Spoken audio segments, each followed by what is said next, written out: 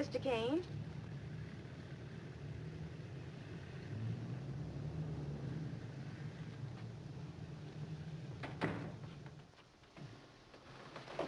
Charlie.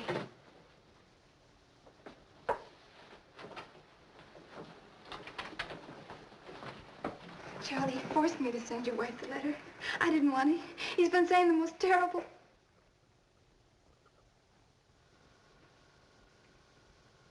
Mrs. Kane, I don't suppose anybody would introduce us. I'm Jim Gettys.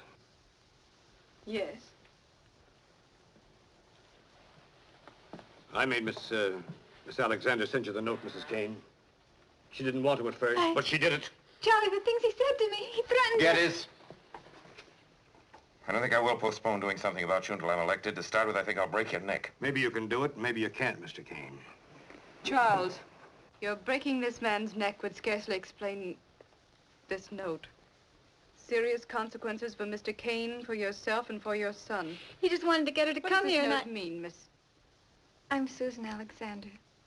I know what you think, Mrs. Kane. What does this note mean, Miss Alexander? She don't know, Mrs. Kane. She just sent it because I made her see it wouldn't be smart for her not to send it. In case you don't know, Emily, this gentleman... I'm not a gentleman. Your husband's only trying to be funny, calling me one. I don't even know what a gentleman is. You see, my idea of a gentleman... But, Mrs. Kane, if I owned a newspaper and I didn't like the way somebody was doing things, some politicians say, I'd fight him with everything I had. Only I wouldn't show him in a convict suit with stripes so his children could see the picture in the paper or his mother. You're a cheap, crooked grafter. We're talking now about what you are. Mrs. Kane, I'm fighting for my life, not just my political life, my life. Charlie said unless you were... That's what I said. Here's the chance I'm willing to give him, more of a chance than he'd give me. Unless Mr. Kane makes up his mind by tomorrow that he's so sick he has to go away for a year or two.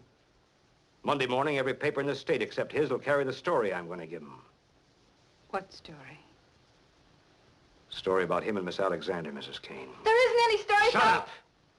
Mr. Kane... You got evidence that'll look bad in the headlines. Do you want me to give you the evidence, Mr. Kane?